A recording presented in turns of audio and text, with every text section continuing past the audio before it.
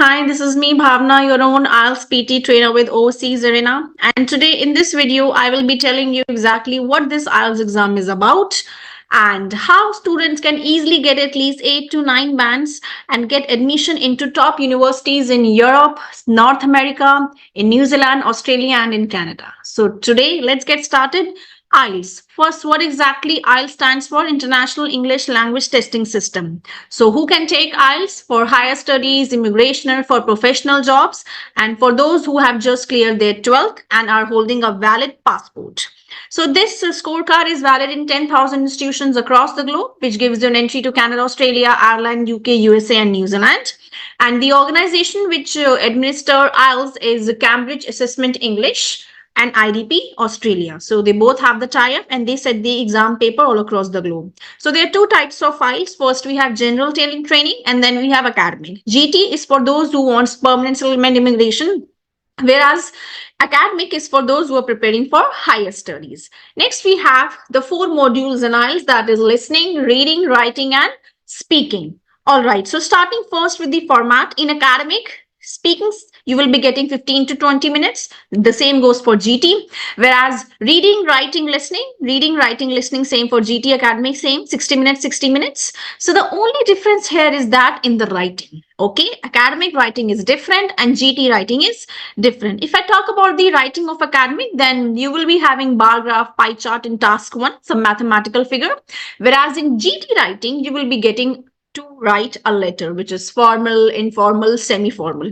And the task 2 of GT and academic, both are same. You need to write an essay on any global topic. It might be related to women empowerment, terrorism, overpopulation, etc. Okay, so task 1, task 2, they both are important and you will be getting an average and then accordingly you will be getting a banding. Writing. In writing, let's after that come to reading. In reading, you will be getting 16 minutes and 40 questions. You will get a variety of questions such as true, false, match the following, flowchart completion, short answers, summary completion. All right.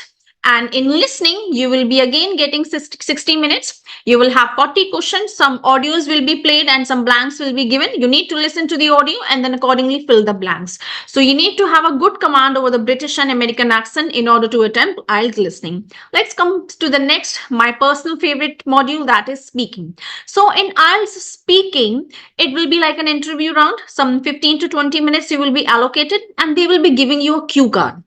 So I will be explaining you what IELTS cue card is about. I will be sharing that how the IELTS speaking book looks. So they will be judging your certain parameters. How is your fluency? How is your cohesion, grammatical pronunciation? And they will be cross-questioning you also as to how you are in terms of speaking. And then accordingly, they will be giving you a band out of 9. So the speaking more or less is same for academic and for general training also. So the next that we have is IELTS writing. In IELTS writing, students, you will be getting 2 tasks. Task 1, as I explained earlier, letter, and task 2, essay. In academic, task 1, pie graph, and task 2, essay. So these are the basic rough modules that I have told you and the tasks associated to them. So in the next class, I will be discussing in detail the various things and how to attempt IELTS speaking. Stay connected with the social medias of Overseas Arena and I will be coming once again with the latest updates in IELTS and telling you the tips and tricks as to how to crack this IELTS very easily within a month attempt. Thank you so much.